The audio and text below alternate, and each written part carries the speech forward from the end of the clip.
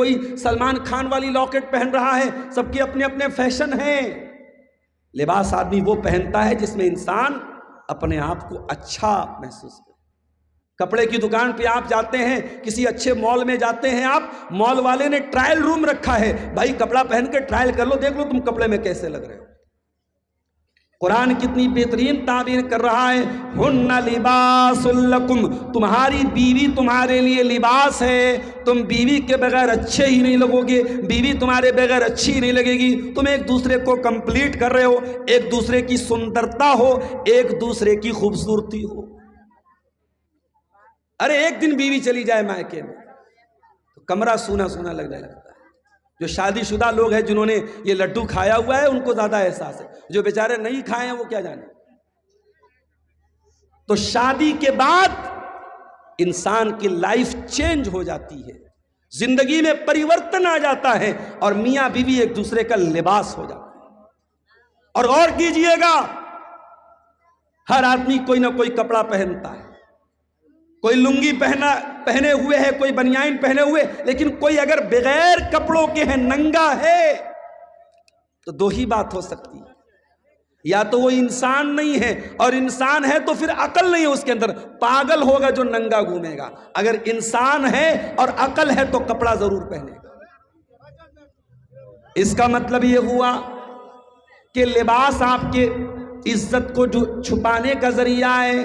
قرآن کہہ رہا ہے شوہر بیوی کے لیے لباس ہے، بیوی شوہر کے لیے لباس ہے، یعنی دونوں ایک دوسرے کی عزت پر پردہ ڈالتے ہیں۔ لہٰذا اگر شوہر کے اندر کوئی کمی بھی ہو تو بیوی پردہ ڈالے، بیوی کے اندر کوئی کمی ہو تو شوہر پردہ ڈالے، ایک دوسرے کے راز کی حفاظت کریں، ایک دوسرے کے عیب پر پردہ ڈالیں۔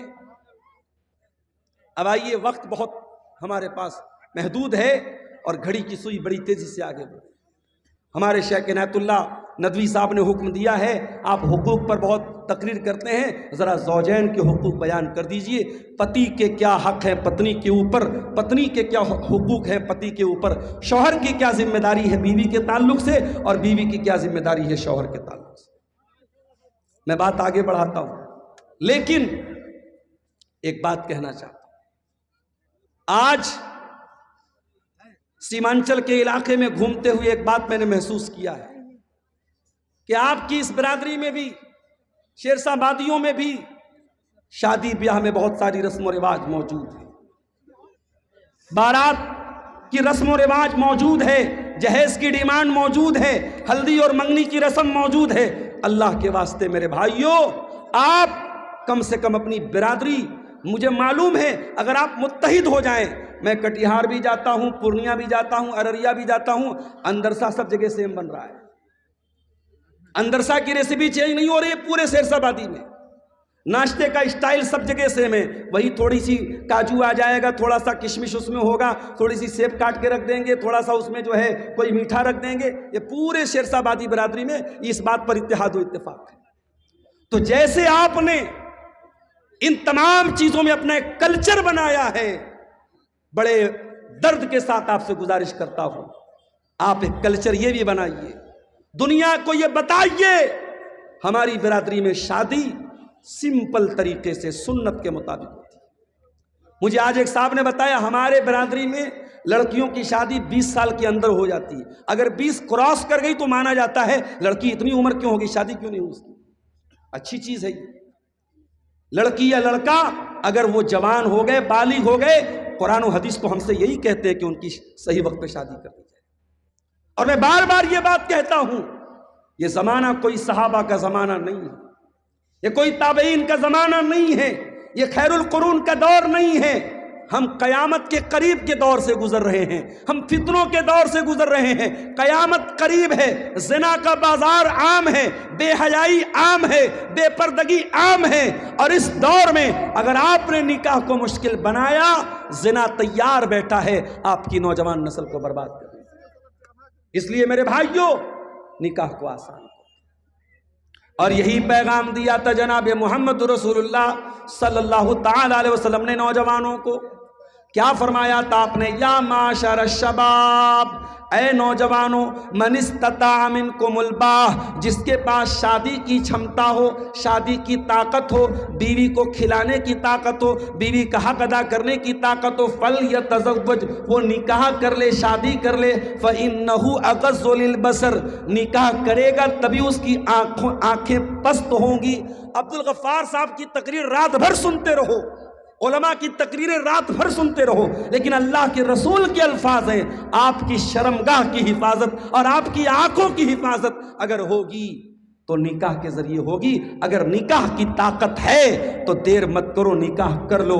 اور یہ پیغام اللہ کے نبی نے لڑکی کے گارجین کو بھی دیا ہے۔ آج سماج میں بہت ساری لڑکیاں ہیں جو اپنے باپ کی ضد کی وجہ سے، اپنی ماں کی ضد کی وجہ سے بیٹھی ہوئی ہیں۔ کیا ضد ہے؟ اگر ہم کروڑ پتی ہیں تو داماد بھی کروڑ پتی ہی چاہیے۔ اگر ہمارے پاس 2 منزلہ مکان ہے تو داماد بھی 2 منزلہ مکان والا چاہیے۔ اگر ہم گورنمنٹ جاب والے ہیں، ہمارا داماد بھی گورنمنٹ جاب والا ہونا چاہیے۔ اللہ کے پیارے نبی فرماتے اذا خطب الیکم ممن ترضون دینہ وخلقہ، جب تمہاری لڑکیوں کے لیے اچھا رشتہ مل جائے، دیندار رشتہ مل جائے، لڑکے کا دین اچھا ہے، لڑکے کا کیریکٹر اچھا ہے، فزوجوہ، تو اور شرطیں نہ لگاؤ اور کنڈیشن نہ لگاؤ، شادی کر دو، نکاح کر دو۔ اگر تم نے ایسا نہیں کیا تکن فتنۃ فی الارض وفساد عریض، تو زمین میں بہت سارا فساد پھیل جائے گا، فتنہ پھیل جائے گا۔ امام حسن بصری کے پاس ایک آدمی آیا، اس نے کہا امام صاحب میری بیٹی کے رشتے بہت آ رہے، کسرا خطابھا، میری بیٹی کے رشتے بہت آ رہے ہیں، کس کے ساتھ لڑکی کی شادی کو؟ فرمایا زوجھا تقی، اپنی لڑکی کی شادی کسی متقی انسان سے کرنا، کسی پرہیزگار انسان سے کرنا۔ ان احبہا اکرمہا، اگر وہ تمہاری لڑکی سے محبت کرے گا تو عزت دے گا، وَإِن لَمْ يُحِبَّهَا لَمْ يُهِنْهَا، اور اگر تمہاری بیٹی سے محبت نہیں کرے گا تب بھی ذلیل نہیں کرے گا۔ لہذا شادی کرو تو تقوی اور دینداری کی بنیاد پہ کرو میرے ساتھ۔ اب آئیے ہم ذرا قرآن و حدیث کی روشنی میں جائزہ لیں، شوہر کے اوپر کیا ذمہ داری بیوی کی ہے اور بیوی کے اوپر کیا ذمہ داری شوہر کی ہے۔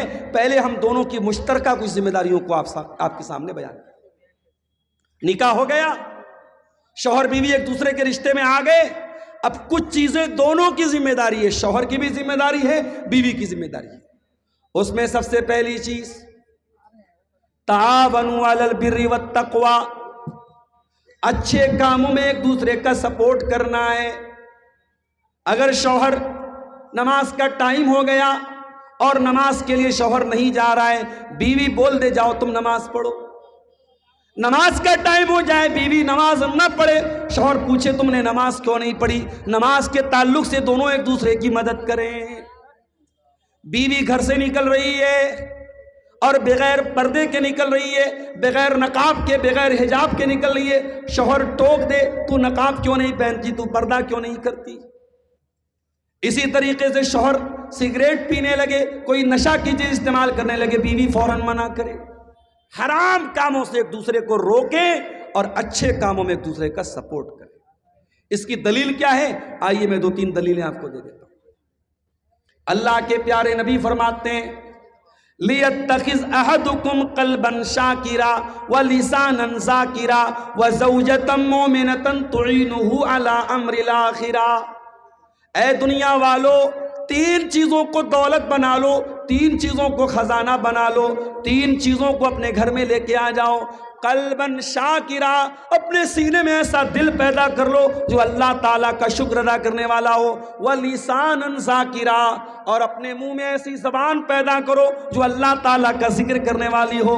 وَزَوْجَةً مُؤْمِنَةً تُعِينُهُ عَلَىٰ أَمْرِ الْآخِرَةِ، اور ایسی دیندار عورت سے شادی کرو، اس کو بیوی بناؤ جو دین کے کاموں میں تمہاری مدد کرے۔ ایسی عورت کیسی ہوتی ہے بھائی؟ جو دین کے کاموں میں آپ کی مدد کرے۔ آئیے اس کا بھی ایگزامپل آپ کو دے دیتا ہوں۔ اللہ کے پیارے نبی فرماتے ہیں رحم اللہ رجلا قام من اللیل، اللہ تعالیٰ رحمت نازل فرمائے اس آدمی کے اوپر جو رات میں اٹھ کر کے تہجد پڑھتا ہے، وہ ایقظم راتہ، اور اپنی بیوی کو بھی اٹھاتا ہے، اور بیوی اگر انکار کر دے تو بیوی کے چہرے پر پانی چھڑک دیتا ہے، چلو بیگم اٹھو، چلو نماز پڑھو، خود بھی تہجد پڑھ رہا ہے اور بیوی کو بھی اٹھاتا ہے۔ اللہ اکبر۔ تو جو شوہر تہجد کے لیے بیوی کو اٹھائے گا وہ فجر کی نماز میں آٹومیٹک اٹھائے گا، وہ ظہر کے لیے ضرور اٹھائے گا، وہ عصر کے لیے ضرور اٹھائے گا، وہ مغرب اور عشاء کے لیے ضرور اٹھائے گا۔ اللہ کے نبی نے رحمت کی دعا کی ہے اس آدمی کے اوپر۔ اور میری پیاری ماں اور بہنوں، آپ بھی سن لیجئے، نبی نے دوسری دعا کس کے لیے کی؟ فرمایا وَرَحِمَ اللَّهُ امْرَأَةً قامت من اللیل، اور اللہ تعالیٰ رحمت نازل کرے اس عورت کے اوپر جو رات میں اٹھتی ہے، تہجد پڑھتی ہے، وہ ایقظت زوجہا، اور اپنے شوہر کو بھی اٹھاتی ہے، پیار اور محبت سے اٹھاتی ہے، اور شوہر اگر انکار کر دیتا ہے نضحت فی وجہ الماء، شوہر کے چہرے پر پانی چھڑک دیتی ہے، چلو تم بھی تہجد پڑھ لو، تم بھی اللہ کی عبادت میں میرا سپورٹ کر لو۔ تو نیکی کے کاموں میں دوسرے کا سپورٹ کرنا۔ دوسرا کام، شادی کے بعد میاں بیوی اس رشتے کو پیار سے نبھائیں، اس رشتے کو کوئی نوکر اور آقا کا رشتہ نہ بنائیں۔ آج کیا ہو رہا ہے؟ مائیں اپنی بیٹیوں کو کیا ٹریننگ دیتی ہیں؟ لڑکوں کو، شوہر کو کیسے تمہیں اپنی انگلی پہ نچانا ہے۔ آج ماں یہ ٹریننگ دے رہی ہے کہ تجھے اپنے شوہر کو قابو کیسے کرنا ہے، تجھے اپنی انگلی پہ نچانا کیسے۔ کاش ماؤں نے یہ سبق دیا ہوتا کہ تجھے اپنے شوہر کا دل کیسے جیتنا ہے، تجھے اپنی ساس کا دل کیسے جیتنا ہے۔ اور برا ہو ان موبائل پر چلنے والے سیریلوں کا، چاہے وہ انڈین سیریل ہو چاہے پاکستانی سیریل ہو، ان سیریلوں نے بھی ہمارے گھروں کا بیڑا غرق کر کے رکھا ہے۔ ان سیریلوں کو دیکھ کر ہماری قوم کی بیٹیاں، ہماری بہنیں آج بے حیا ہو رہی ہیں۔ آج ساس کو سکھایا جا رہا ہے تجھے بہو کے خلاف کیسے چال چلنا ہے، بہو کو سکھایا جا رہا ہے تجھے ساس کے خلاف کیسے تجھے پلاننگ بنانی ہے، شوہر کو سکھایا جا رہا ہے کہ شادی کے بعد بھی تو کیسے ایکسٹرا میریٹل افیئر کر سکتا ہے، بھابھی کو سکھایا جا رہا ہے تو دیور کے ساتھ کیسے گھر سے بھاگ سکتی ہے۔ آج سماج کو دوشت کرنے میں، سماج کو بگاڑنے میں، سماج کو گندا بنانے میں ان فلموں کا، ان سیریلوں کا اور ان ویب سیریز کا بہت بڑا ہاتھ ہے میرے پیارے ساتھ۔ تو شوہر اور بیوی ایک دوسرے کی ذمہ داریوں کو سمجھیں۔ تیسرا کام، بچہ جب دنیا میں آ جائے، بیوی ماں بن جائے، شوہر باپ بن جائے، تو دونوں مل کر کے بچے کی تربیت میں اپنا اپنا رول ادا کریں۔ اللہ کے پیارے نبی صلی اللہ علیہ وسلم فرماتے ہیں ما من مولود الا یولد علی الفطرہ، ہر بچہ اسلام پر پیدا ہوتا ہے، اس کے ماں باپ اس کو یہودی بناتے ہیں، اس کے ماں باپ اس کو عیسائی بناتے ہیں، اس کے ماں باپ اس کو مجوسی بناتے ہیں۔ اس کا مطلب یہ ہوا بچے کو بنانے میں اور بچے کو بگاڑنے میں ماں باپ کا بہت بڑا رول ہے۔ اگر ماں باپ چاہیں گے بچہ بن جائے گا، اور ماں باپ چاہیں گے تو بچہ بگڑ جائے گا۔ لہذا شوہر اور بیوی دونوں مل کر کے بچے کی تربیت میں اپنا اپنا رول ادا کریں۔ اب آئیے بیوی کے اوپر کیا حقوق ہیں شوہر کے، ہم ایک ایک کر کے آپ کے سامنے بیان کریں گے۔ وقت ہمارے پاس کم ہے، تھوڑی دیر آپ اور سکون کے ساتھ بیٹھیں۔ بڑی اہم بات ہے، اہم ٹاپک ہے، جو حضرات شادی شدہ ہیں ان کے لیے بھی بڑی ضروری بات ہے، اور جن کی شادی نہیں ہوئی ہے وہ بھی سن لیں تاکہ آنے والی زندگی میں ان باتوں پر عمل کریں۔ بیوی کی پہلی ذمہ داری، شادی ہو گئی، شوہر کی اطاعت کرنا ہے، شوہر کی بات ماننا ہے۔ شوہر آپ کا باس نہیں ہے، شوہر آپ کا آقا نہیں ہے، شوہر آپ کا مالک نہیں ہے، لیکن اللہ تعالیٰ نے فیملی میں، پریوار میں عورت کے اوپر شوہر کو نگراں بنایا ہے، ذمہ دار بنایا ہے۔ اور اسکول کا کہ ٹیچر جب تک اپنے پرنسپل کی بات نہ مانے، مدرسے کے ملازمین جب تک مدرسے کے ناظم کی بات نہ مانے، مسجد کے مقتدی جب تک امام کی اقتداء نہ کریں، نماز نہیں ہوتی، مدرسہ نہیں چلتا، اسکول نہیں چلتا، پریوار کیسے چلے گا؟ میرے پیارے ساتھیوں، شوہر کی اطاعت کرنا ہے، شوہر کی بات ماننا ہے۔ اسی لیے اللہ کے پیارے نبی فرماتے ہیں اذا صلت المرأة خمسها وصامت شعرها وأطاعت زوجها وأحسنت فرجها دخلت من أبواب الجنة شات. عورت 4 کام کر لے، جنت کے جس دروازے سے چاہے وہ جنت میں جا سکتی ہے. 5 ٹائم کی نماز پڑھے، رمضان کا روزہ رکھے، اپنے شوہر کی اطاعت کرے اور اپنی شرمگاہ کی حفاظت کرے. تو شوہر کی اطاعت کرنا ہے اس کو. معاف کیجئے گا، آج ہمارے علاقے میں بہت ساری عورتیں ہر تقریر میں جاتی ہیں، ہر جلسے میں جاتی ہیں، ہر بیان کو سنتی ہیں، علماء سے محبت کرتی ہیں، مگر اپنے گھر میں اپنی شادی شدہ زندگی میں اپنے شوہر کو کوئی عزت نہیں دیتی، شوہر کی بات تک نہیں مانتی ہیں، شوہر کو ایک گلاس پانی تک دینے کو تیار نہیں ہے. معاف کرنا میری پیاری ماں اور بہنوں، آپ کا تقریریں سننا، آپ کا بیانات سننا، آپ کا علماء سے محبت کرنا، آپ کا جلسوں میں جانا، یہ سب آپ کے منہ پر مار دیا جائے گا اگر آپ نے اپنے شوہر کے حقوق کو ادا نہیں کیا. اسلام اس معاملے میں اتنا سخت ہے. اللہ کے نبی کے پاس ایک عورت آتی ہے، اللہ کے پیارے نبی پوچھتے ہیں ازات زوج انتی، کیا تو شادی شدہ ہے؟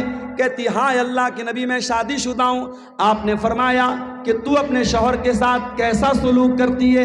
کہتی ہے لا آلوہ الا خیرا، میں اپنے شوہر کے حقوق میں کوئی کمی نہیں کرتی ہوں. آپ نے فرمایا تو دیکھ لے، تو سمجھ لے، تو شوہر کے ساتھ کیسا سلوک کرتی ہے. فَإِنَّمَا هُوَ جَنَّتُكِ وَنَارُكِ، تیرا شوہر تیری جنت ہے، تیرا شوہر تیری جہنم ہے. اس کا مطلب یہ ہوا کہ شادی شدہ زندگی میں اپنے شوہر کی اطاعت نہ کرنے والی عورت جہنم کا راستہ طے کر رہی ہے. لہٰذا پہلی ذمہ داری عورت کی کیا ہے؟ وہ اطاعت کرے اپنے شوہر کی. دوسرا کام، شوہر کے سکون کا خیال رکھے. شوہر کو کیا پسند ہے کیا ناپسند ہے، اس بات کا خیال رکھے. اللہ کے پیارے نبی سے پوچھا گیا ای النساء خیر، اے اللہ کے نبی کون سی عورت سب سے اچھی عورت ہے؟ آپ نے فرمایا التی تسرہ اذا نظر، جب شوہر دیکھے تو خوش ہو جائے، وتطیعہ اذا امر، اور شوہر جب کسی بات کا حکم دے تو بیوی مانے، ولا تخالفہ فی نفسها ومالہ بما یکرہ، اور شوہر کے مال کے سلسلے میں اور اپنی عزت و آبرو کے سلسلے میں کوئی ایسا کام نہ کرے جو شوہر کو ناپسند ہو. تو شوہر کی عزت کرے، اس کے سکون کا خیال. تیسری ذمہ داری بیوی کی، شوہر جس مقصد کے لیے شادی کر رہا ہے، دونوں نے شادی کی ہے، اپنے آپ کو زنا سے بچانا، بدکاری سے بچانا، اپنے آپ کو غلط کاموں سے بچانے کے لیے دونوں نے شادی کی ہے. لہذا اگر شوہر بیوی کو بلائے تو بیوی بغیر کسی مجبوری کے، بغیر کسی بیماری کے، وہ شوہر اگر بیماری ہے تو الگ بات ہے، لیکن اگر شوہر بیوی کو بلائے تو بیوی دیر نہ کرے، شوہر کے پاس جائے، یہ بھی اس کا حق ہے. اللہ کے نبی نے فرمایا اگر شوہر بیوی کو بلائے اور بلا عذر کے بیوی شوہر کے پاس نہ جائے تو فرشتے لعنت برس کرتے رہتے ہیں یہاں تک کہ صبح ہو جاتی. اسی طریقے سے بیوی کی ایک اور ذمہ داری ہے کہ شوہر کے گھر میں کسی ایسے انسان کو انٹری نہ دے جس کو شوہر ناپسند کرتا ہے. فرمایا لا یوتین فرشکن، لا یوتین فرشکم احدا تکرہون، عورتیں تمہارے گھروں میں کسی ایسے انسان کو آنے نہ دیں جس کو تم ناپسند کرتے ہو. یہ حق ہے تمہاری بیوی کے اوپر کہ وہ تمہارے گھر میں کسی ایسے انسان کو انٹری نہ دے جس کو شوہر ناپسند کرتا ہے. اب یہاں پہ ایک بات اور سن لیجیے، کبھی کبھی شوہر کیا کرتا ہے، ایسے رشتہ داروں کو گھر میں لاتا ہے جو عورت کے لیے غیر محرم ہیں. مثال کے طور پہ چاچا کا لڑکا ہے، شوہر کا کزن ہے، شوہر کے چاچا کا لڑکا، شوہر کے ماما کا لڑکا، شوہر کے خالہ کا لڑکا، یہ سارے کے سارے لوگ اس عورت کے لیے غیر محرم ہیں. شوہر لاتا ہے اور بیوی سے کہتا ہے چائے لے کے آؤ، اور بیوی چائے لے کے آتی ہے اور اس غیر مرد کے سامنے لا کر کے چائے پروستی ہے. حرام ہے، یہ طریقہ حرام ہے میرے پیارے ساتھی. آپ اپنی بیوی کو، اپنے گھر کی عورتوں کو اگر سماج میں پائے جانے والے غیر محرم سے بچاتے ہیں تو اپنے رشتہ داروں میں جو غیر محرم ہیں ان سے بھی اپنی بیوی کو پردہ کرائیے اور ان کے سامنے اپنی بیوی کو مت لائیے. اور اگر آپ لاتے ہیں تو آپ یہ حدیث بھی سن لیجئے، اللہ کے نبی نے بے غیرت قرار دیا ہے اس انسان کو. آپ نے فرمایا 3 لوگ ایسے ہوں گے قیامت کے دن، نہ تو اللہ تعالیٰ ان کی طرف دیکھے گا، نہ ان سے بات کرے گا، نہ ان کو پاک صاف کرے گا. نمبر 1 العاق لوالدیہ، اپنے ماں باپ کو ستانے والا. نمبر 2 المرأۃ المترجلہ، مردوں کی طرح چال ڈھال اپنانے والی عورت. اور نمبر 3 الدیوس، وہ بے غیرت مرد الذی یقر فی اہلہ الخبث، جس کے گھر میں گندگی ہو رہی ہو، بے حیائی ہو رہی ہو، بے پردگی ہو رہی ہو اور اس کو کوئی فرق نہ پڑتا.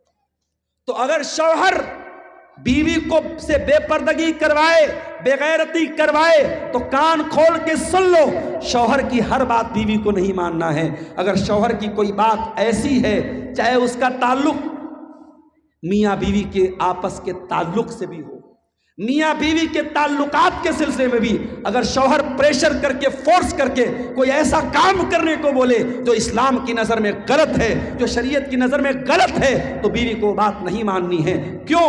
اس لیے کہ اللہ کے نبی نے فرمایا لا طاعۃ لمخلوق فی معصیۃ الخالق، اللہ کو ناراض کر کے، اس کی نافرمانی کر کے کسی مخلوق کی بات کو نہیں ماننا ہے. شوہر کی عزت اپنی جگہ ہے، شوہر کا احترام اپنی جگہ ہے، مگر شوہر کی ناجائز اور غلط بات بیوی نہیں مانی. اسی طریقے سے بیوی کی ایک اور ذمہ داری ہے، شوہر کے مال کو بے دریغ خرچ نہ کرے. اپنے حق بھر کا پیسہ لے سکتی ہے، لیکن اس کا مطلب یہ نہیں ہے کہ جب مودی جی نوٹ بندی کراتے ہیں، مہیلاؤں کے گھروں سے لاکھوں روپے برآمد ہوتے ہیں جو انہوں نے اپنے شوہروں کی جیب سے چرایا تھا. اس کا مطلب یہ ہوا کہ شوہر کو بتائے بغیر عورتیں بہت سارا پیسہ چرا لیتی ہیں سیونگ کے نام پہ. یہ غلط ہے، مناسب نہیں ہے.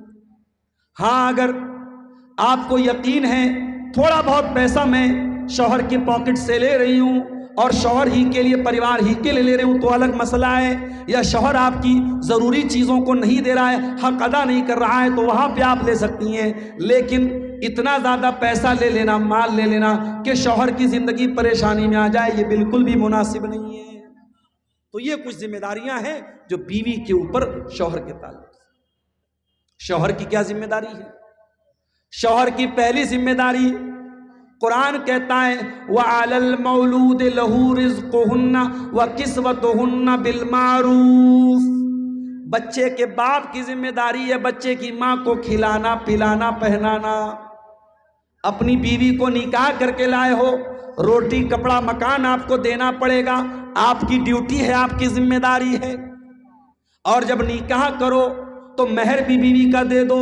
وَآتُوا النِّسَاءَ صَدُقَاتِهِنَّ نِحْلَةً. قرآن کہتا ہے اپنی عورتوں کو مہر دے دو خوشی خوشی. ہمارے بنارس میں پہلے کے زمانے میں 32.5 روپیہ مہر ہوتا تھا، ابھی تھوڑا لوگوں نے بڑھا دیا ہے، ابھی 100 گرام چاندی مہر میں دی جاتی ہے. پرسوں میں حدیث پڑھا رہا تھا مدرسے میں بچوں کو، اللہ کے نبی نے اپنی بیویوں کو جو مہر دیا تھا 12.5 اوقیہ چاندی دیا تھا. 12.5 اوقیہ چاندی تقریباً 1.5 کلو ہوتی ہے، اور 1.5 کلو چاندی کا جو ریٹ میں نے کرنٹ میں پتا کیا 2.25 لاکھ روپیہ ہوتا ہے. یعنی اللہ کے نبی نے اپنی بیویوں کو اس زمانے کے حساب سے جو چاندی دی تھی آپ نے مہر میں، آج کی کرنٹ ویلیو کیا ہے 2.25 لاکھ روپیہ. اس لیے مہر کی رقم بہت زیادہ بھی نہیں ہونی چاہیے جو آپ دے نہ سکیں، اور اتنی کم بھی نہیں ہونی چاہیے کہ ہنسی مذاق بن کے رہ جائے. مہر انسان کو اپنی حیثیت کے مطابق دینا چاہیے.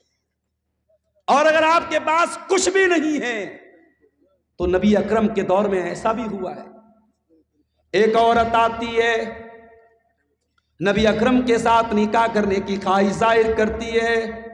اللہ کے پیارے نبی اس میں دلچسپی کا اظہار نہیں کرتے کہ مجھے شادی کی ضرورت نہیں ہے. وہ کہتی ہے کسی اور سے میری شادی کرا دیجئے. ایک صحابی کہتے ہیں اللہ کے نبی میں شادی کرنے کو تیار ہوں. آپ نے پوچھا ہے تمہارے پاس کچھ مہر میں دینے کو؟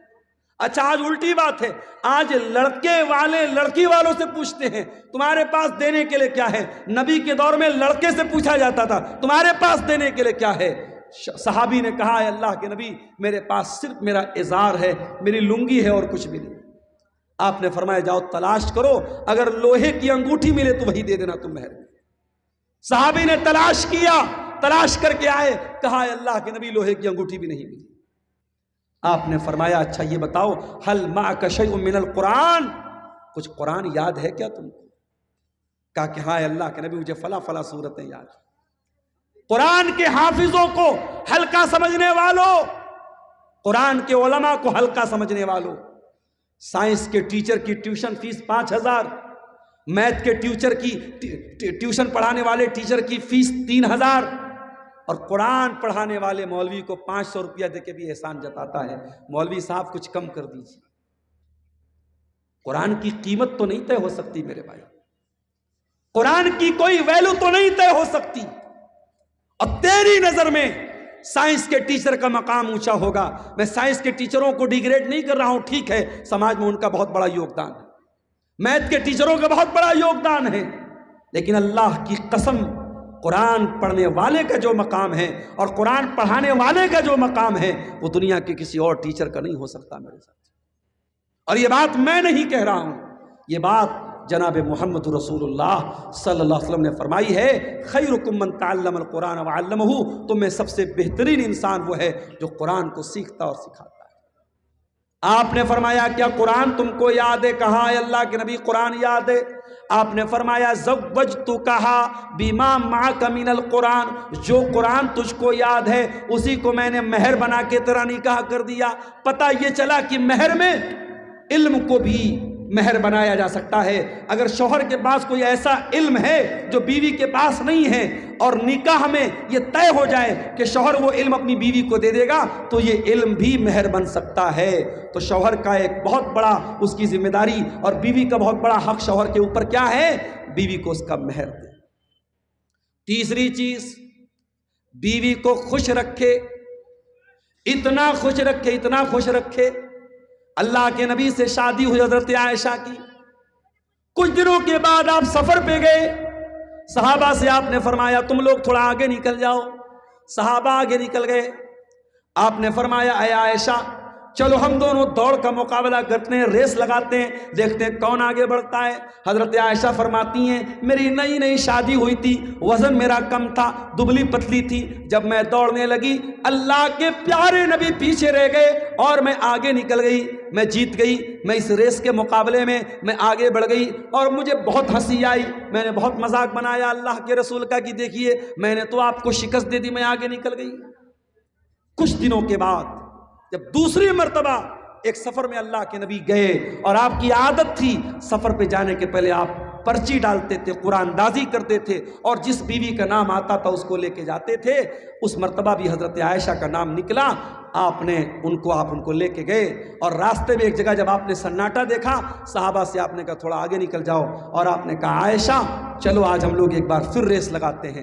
حضرت عائشہ کہتی ہیں اس مرتبہ جب ریس ہوئی اور ہم دونوں جب دوڑنے لگے اس مرتبہ میں تھوڑی فربا ہو گئی تھی، تھوڑی موٹی ہو گئی تھی، تھوڑی میرے بدن میں چربی آ گئی تھی، میں ویسا نہیں دوڑ پائی جیسے پہلے دوڑتی تھی۔ اس مرتبہ اللہ کے پیارے نبی صلی اللہ علیہ وسلم آگے نکل گئے اور میں پیچھے رہ گئی، اور جب نبی نے مجھ کو پیچھے پچھاڑ دیا، مجھ کو پیچھے کر دیا تو اللہ کے نبی ہنسنے لگے اور آپ نے ہنستے ہوئے فرمایا ہاذہ بتلکا، اے عائشہ اس دن کا بدلہ آج میں نے پورا کر لیا۔ یہ نبی کی زندگی تھی۔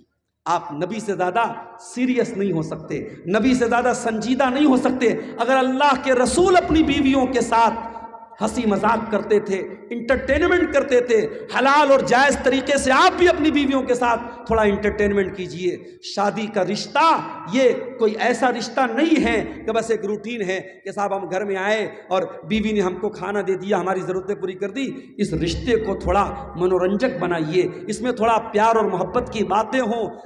آج پیار اور محبت کی جب بات آتی ہے تو لوگ حرام محبت کی بات کرتے ہیں کہ صاحب فلاں تو اپنی محبوبہ کو چاند بولتا ہے۔ کبھی کبھی آپ بھی اپنی بیوی کو چاند بول دیجئے. ویسے ایک دن آئے گا جب آپ کے سر کا آدھا بال چلا جائے گا تو آپ خود ہی چاند بن جائیں گے انشاءاللہ.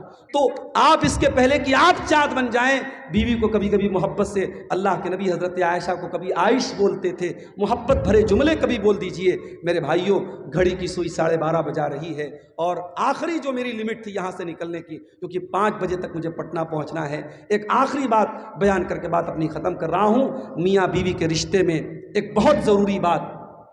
آج لوگ مجھ سے پوچھتے ہیں مولوی صاحب ایک سے زیادہ شادی کرنا کیسا ہے؟ مولوی صاحب دوسری شادی کرنے کا کوئی طریقہ بتائیے.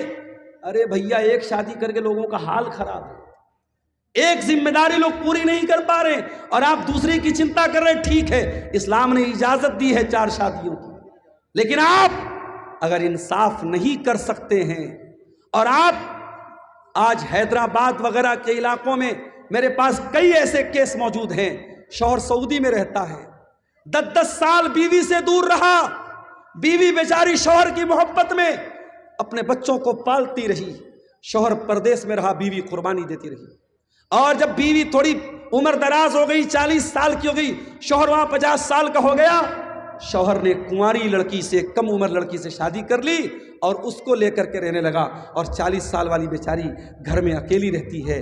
اللہ کی قسم یہ اسلام نہیں ہے میرے پیارے ساتھیوں, یہ ظلم ہے, یہ زیادتی ہے.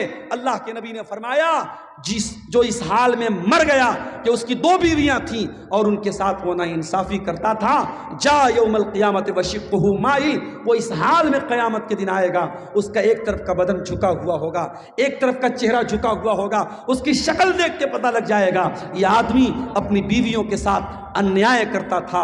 اگر کوئی 2 بیوی والا ہے بہت اچھی بات ہے, اسلام نے اجازت دی ہے, لیکن آپ کو دونوں کو حقوق دینا ہے.